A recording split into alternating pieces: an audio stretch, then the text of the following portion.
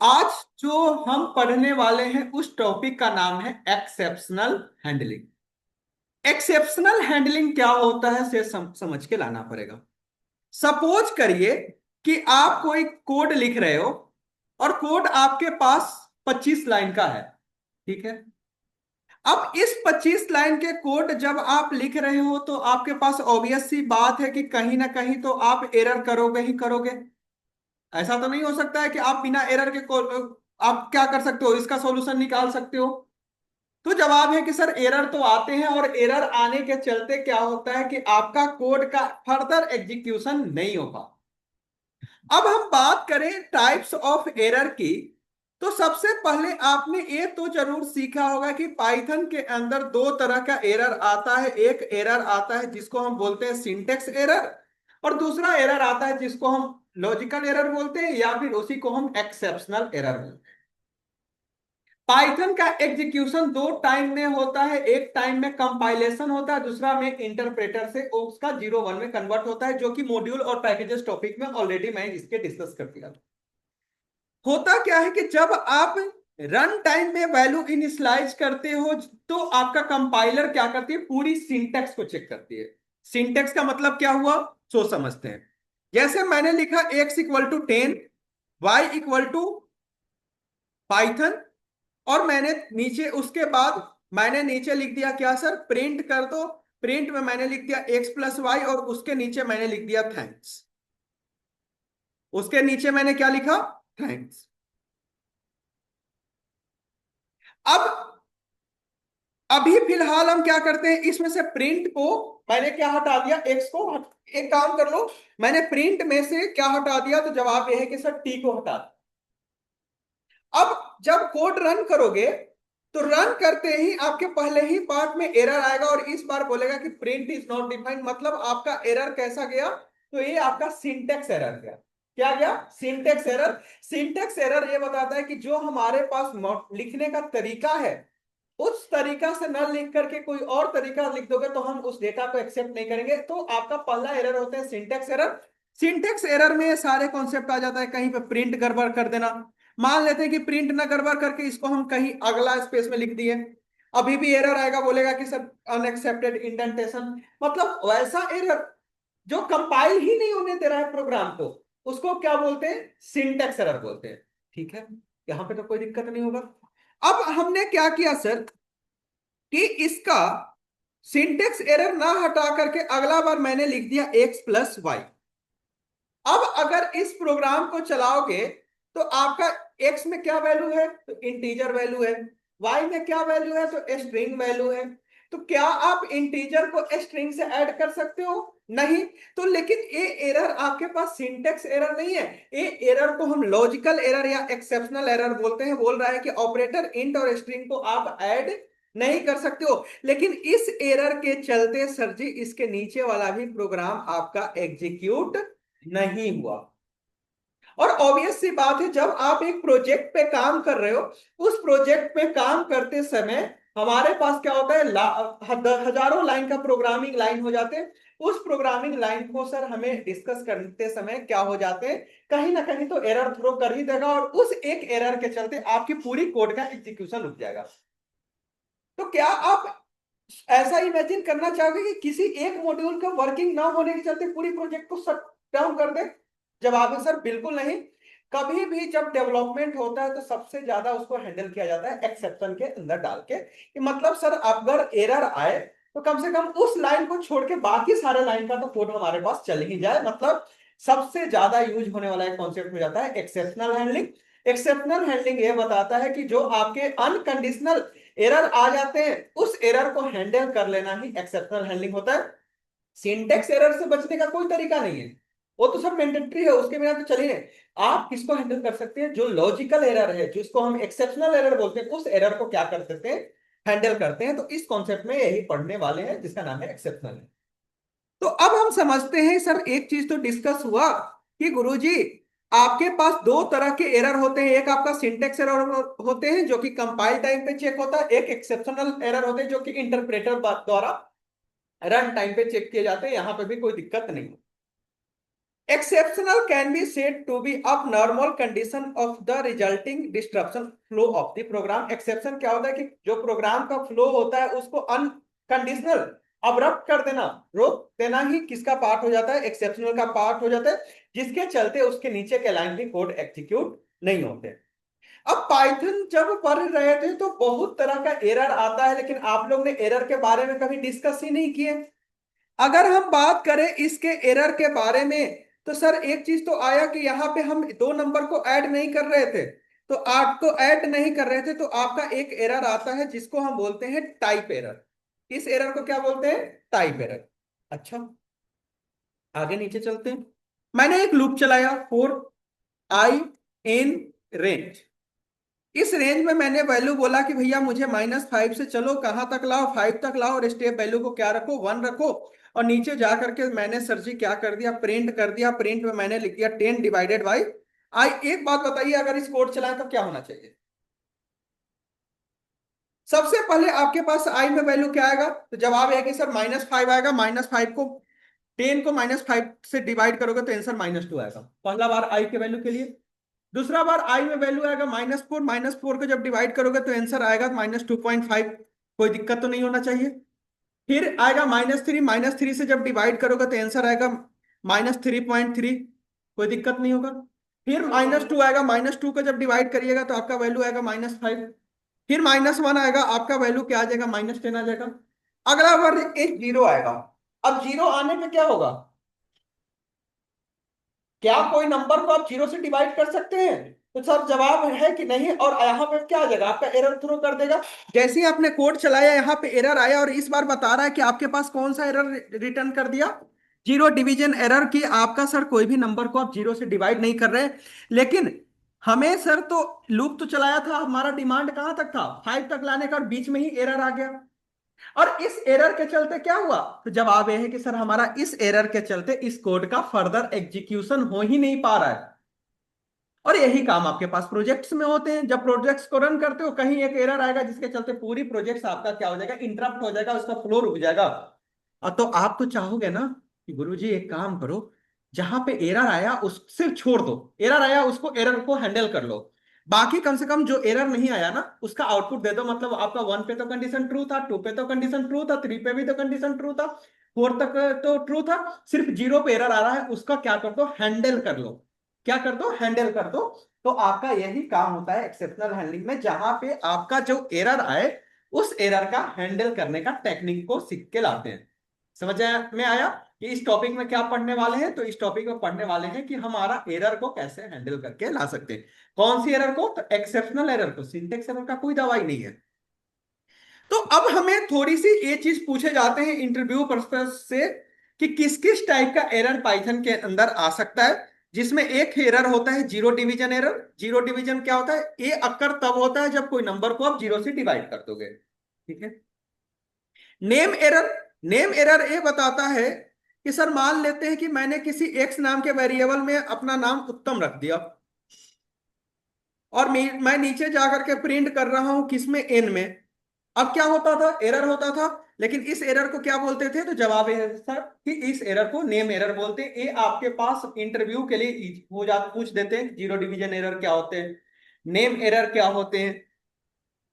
वैसे ही आगे चलते हैं। नेम एरर के बाद आपका सिंटेक्स एरर होता है, टाइप एरर हुए थे जो कि नंबर और इसको ऐड करने पे हो रहा था, इंडेक्स एरर अगर कोई ऐसा डेटा ढूंढते हो जो आउट ऑफ इंडेक्स हो जाता था तो इंडेक्स एरर हो जाता था।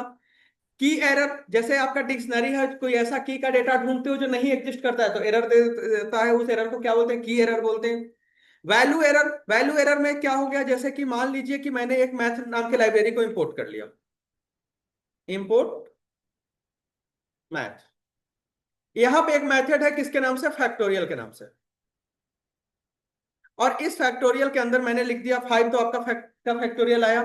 ये तो पता है ना कि कोई भी नंबर का माइनस का फैक्टोरियल नहीं होता है, यहाँ पे एरर आ जाता है, और इस एरर को क्या बोलते हैं, वैल्यू एरर बोल देते हैं, ठीक है। वैसे ही और भी एरर के टाइप्स हो जाते हैं आपके पास। वैल्यू एरर के बाद मिलेगा इंडेंट, क्या बोलते हो, इंडेंटेशन एरर, जो कि सबसे ज्यादा झेलते हो। फाइल नॉट फाउंड, जैसे मान लीजिए कि आपने ढूंढ रहे हो मैथ नाम की लाइब्रेरी और ढूंढवा रहे हो मैथ 1 के नाम से नहीं है, तो आपके कौन से एरर आएगा, मॉड्यूल नॉट फाउंड नाम से एरर आ जाएगा। वैसे ही आप इसके नीचे जाओ तो आपके पास फाइल को क्लोज कर देते हो तो ऑप्शन आ जाता है क्या, फाइल नॉट फाउंड के नाम से मॉड्यूल एरर। मैथ में आपका और एरर आ सकते हैं जैसे कि ओवरफ्लो एरर, ओवरफ्लो भी बता देता हूं। किसी भी नंबर का अगर एक्सपोनेंशियल निकालना है, EXP होता है ना, एक्सपोनेंशियल, यही मेथड है ना।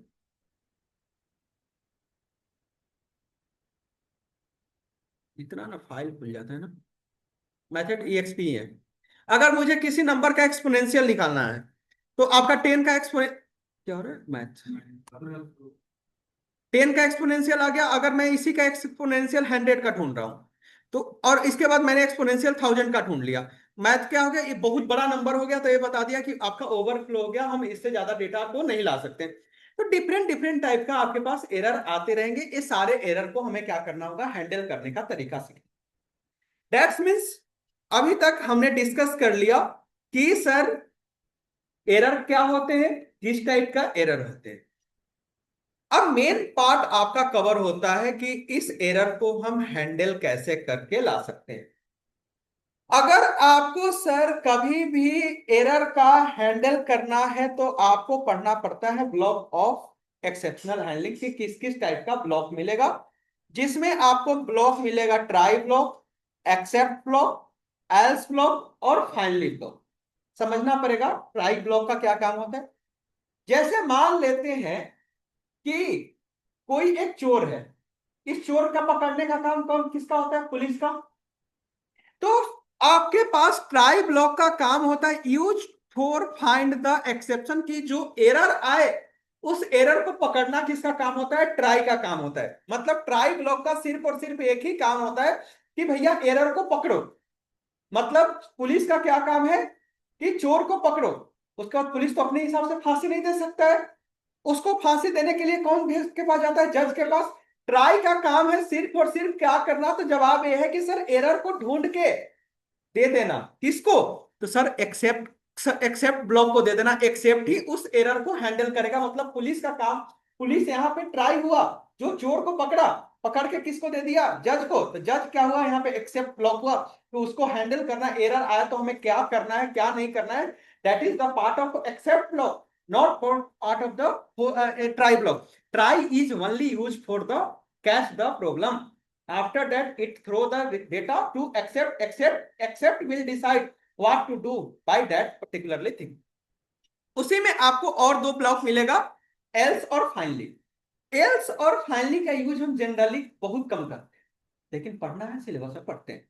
जिसमें एल्स का यूज होता है अगर एरर आया तब तो एक्सेप्ट के पास गया, अगर एरर नहीं आया तो कुछ काम करना है तो वो हम किसके पास भेज देते हैं, एल्स के पास। मतलब क्या कि पुलिस यहाँ पे ट्राई हुआ, अगर चोर पकड़ा गया तो हमारे जज के पास गया, अगर चोर नहीं पकड़ा गया तो किसके पास चला गया, आपके पास एल्स के पास चला जाएगा। एल्स का यूज नहीं भी करोगे तो काम हो जाएगा। और एक है फाइनली, मतलब बीच का दलाल, हर बार ये चलेगा ही चलेगा, मतलब चोर पकड़ा जाए तब पर भी पैसा घूस दो, चोर ना पकड़ा जाए तब पर भी घूस दो, मतलब एक फाइनली ब्लॉक हमेशा ही एग्जीक्यूट होके आएगा। इसके लिए सर आपका सबसे कम यूज किसका होता है, फाइनली का होता है। लेकिन इसको हैंडल करने के लिए ये जनरली चार ब्लॉक पढ़ना पड़ता है, जिसमें चारों कीवर्ड है, ट्राई भी कीवर्ड है, एक्सेप्ट भी कीवर्ड है, एल्स भी कीवर्ड है और फाइनली भी कीवर्ड है। Try is use for find out the problem error, except is used for the handle the error, else is used for the if exception not occur, if error does not occur it will work the else block, if finally it execute always whether except error occur या not। ये चार block होते हैं, चारों block का एक copy पे छोटा सा नोट्स बना लीजिए सो डेट आपके लिए कॉन्सेप्ट क्लियर होगा, क्योंकि इसके लिए बार बार नोट्स निकालना एक अच्छा हैबिट नहीं होगा। और सबसे ज्यादा यही चार ब्लॉक के बारे में हमें डिस्कस करके लाना पड़ेगा, और ये चारों आपके लिए बहुत ही इंपॉर्टेंट हो जाते हैं एज पर द डेवलपमेंट और एज पर द इंटरव्यू। अब हम क्या करते हैं, सबसे पहले यहां पे मैं लिखता हूं क्या, फोर, वही प्रॉब्लम के साथ डिस्कस करेंगे, आई इन रेंज। और इस रेंज को मैंने बोला कि कहां से डेटा लाओ, -5 से कहां तक डेटा लाओ, 5 तक, और स्टेप वैल्यू को क्या रखो, 1। अगर आप यहां पे इसको रन कर रहे थे तो आपका क्या होता था कि आप जैसे ही इसको डिवाइड करते थे आई से, तो सर नीचे जाकर के आपका एरर को थ्रो करके ला देता। अब क्या करना है कि सर हमें तो इस कोड में कभी एरर चाहिए ही नहीं, जब एरर आए तो उसको क्या हो जाए, हैंडल हो जाए, कम से कम 1 2 3 4 के लिए कोड रन कर जाए। तो आप क्या करिए, जैसे इस ब्लॉक के अंदर आते हैं, एरर को पकड़ने के लिए हम एक ब्लॉक का यूज करते हैं जिसका नाम है ट्राई ब्लॉक। क्या नाम है इसका सर? ट्राई। ट्राई के लिए भी ब्लॉक बनाना पड़ेगा, मैंने ट्राई लिख करके इसके अंदर लिख दिया। और इस ट्राई ब्लॉक के अंदर सिंपल सा मैंने क्या कर दिया सर, प्रिंट कर दिया। किसको प्रिंट कर दिया? 10/i को प्रिंट कर दिया। मतलब सर अब क्या हुआ, अगर इस कोड का हम डिस्कस करें, तो सबसे पहले -5 पे चला तो आंसर -2 दिया, -3 पे चला आंसर -3.3 दिया, फिर -2 क्या बोल सकते हो, 4, कितना था, 4 पे चला तो आंसर आया -2.5, फिर ए बढ़ा -3.3, फिर बढ़ा -5, फिर बढ़ा -10। यहां तक तो ये चला। जैसे ही आगे बढ़ा इसको मिला यहां पे एरर। क्या मिल गया? एरर। एरर मिलते ही ये पुलिस ने यहां से पकड़ लिया। अब पकड़ तो लिया, एरर को तो पकड़ लिया, लेकिन एरर पकड़ने से क्या होगा, पुलिस चोर पकड़ने से क्या होगा, उसको भाई चोर को पकड़े हो तो उसको भाई क्या करना है वो भी तो डिसाइड करना है। तो डिसाइड कौन करेगा? जिसका नाम है एक्सेप्ट। क्या डिसाइड है? एक्सेप्ट। अब एक्सेप्ट के पास, जज के पास ले गया पुलिस पकड़ के, तो पुलिस बताएगा ना कि भैया इसने ये गुनाह किया है, तो यहां पे बताइए आपका गुनाह क्या है। तो जवाब है सर कि इसका गुनाह यही है कि इसने जीरो डिवीजन एरर किया है। इसने क्या किया है? जीरो डिवीजन एरर किया है।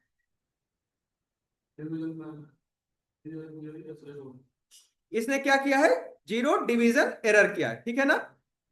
अब जज साहब को जो करना है फैसला दीजिए। इसने बोला कि ठीक है, मैं बोल दो कि कोई भी number number can not be divided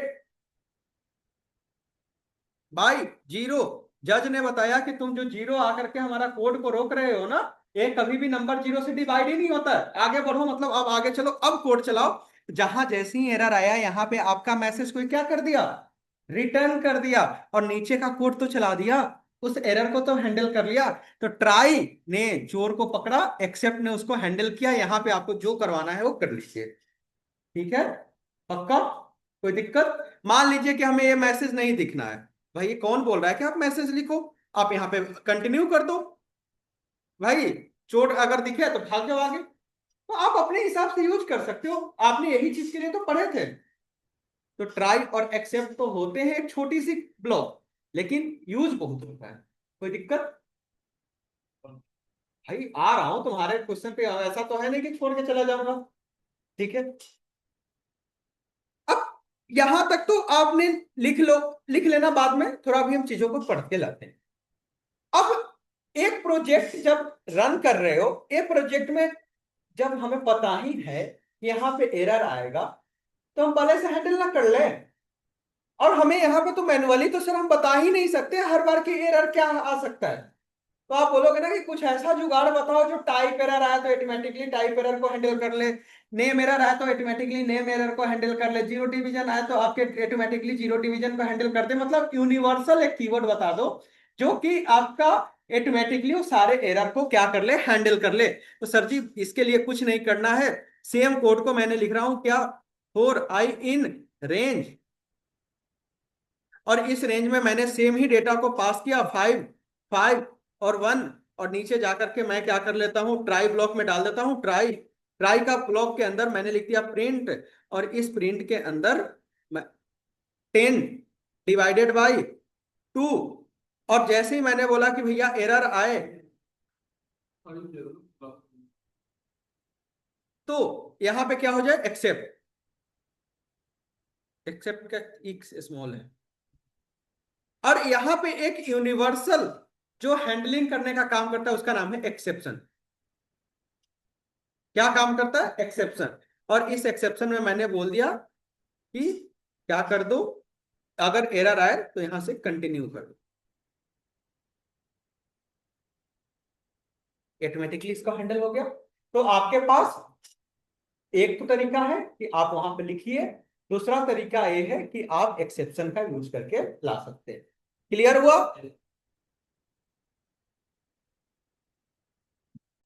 अब जब आप एक्सेप्शनल हैंडलिंग का यूज हम प्रोजेक्ट में बहुत जगह पे यूज होते हैं, कहां कहां पे यूज होता है सो बताता हूँ। जैसे कि आप कोई प्रोजेक्ट में किसी का इमेज अपलोड करवाना है, ठीक है। अब इमेज में भी बहुत सारा कंडीशन ये हो जाता है, कभी आपका इमेज साइज से बड़ा हो जाता है, साइज से कम हो जाता है, बहुत सारे आपके पास कंडीशंस हो जाते हैं। तो होता क्या है कि ऑटोमेटिकली जैसे आप कोई एग्जाम का फॉर्म भर रहे हो, वहां पे कंडीशन ये है कि 20 KB से 50 KB का ही फोटो डाल सकते हो, उससे बड़ा नहीं डाल सकते हो। अगर 60 KB का फोटो डाल दिए तो क्या होता है, वहां पे एरर रिटर्न कर देता है। उसके बैकएंड में तो एरर ही रिटर्न करेगा। अब उस एरर ने जब हैंडल करा एरर को, तो हैंडल करने के बाद तो वहां पे आपको फाइल हैंडलिंग का, एक्सेप्शनल हैंडलिंग का यूज करना ही पड़ जाएगा।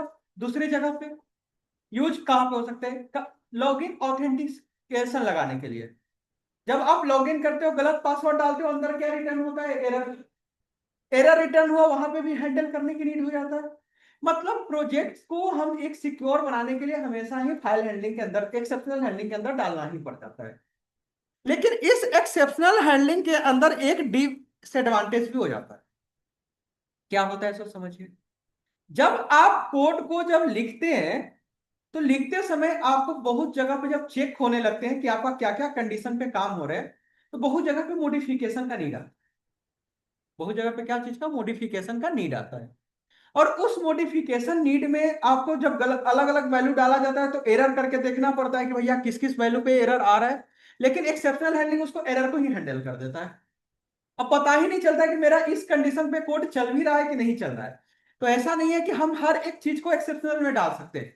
जब अत्यंत आवश्यकता हो तभी एक्सेप्शन में डालो, वरना सिक्योरिटी के चक्कर में तुम्हारा और भी काम ही नहीं हो पाएगा। जो क्योंकि अगर बहुत सारे जगह पे ऐसा होगा कि मॉडिफिकेशन करना है, यहाँ पे एक चीज के लिए काम नहीं कर रहा है, तो लॉजिक तो चेक होगा ना। और उस एक्सेप्शनल के चलते वो एरर ही नहीं थ्रो कर देता है। तो एक्सेप्शनल हैंडलिंग का यूज करने का भी तरीका होता है। अब इस तरीका में क्या होते हैं, तो इससे एक बचने का तरीका ये हो गया कि एरर आ रहा है तो एरर तो हमारे पास थ्रो कर, उसको हैंडल कर लिया। तो बहुत बार हमें क्या करना पड़ता है चेकिंग करते समय, सर अगर एरर कहीं आए ना, तो हमें उसके बारे में पता चल जाए कि भैया यहाँ पे एरर आया था। तो अगर पता होता तब तो हम अपने हिसाब से प्रिंट में लिख देते हैं कि भैया ये है वो है। आप चाह रहे हो कि नहीं सर, एरर आए ना तो मशीन खुद से बताते, खुद से प्रिंट करके बताते, खुद से बताते कि इस लॉजिक के चलते आपके पास एरर आ रहा है। तो यहां पे एक काम कर सकते हो, काम एक कर सकते हो कि जहां पे एक्सेप्शनल लिखे हो ना, यहीं पे एक कीवर्ड लिख दो एज। क्या लिख दो, एज। और एक वेरिएबल में मैंने क्या कर लिया, स्टोर कर लिया। और इस स्टोर करने के बाद मैं इसको प्रिंट कर लेता हूं, इस एरर को। जब आप कोड चलाए तो ऑटोमेटिकली बता दिया कि यहां पे कौन सा एरर था।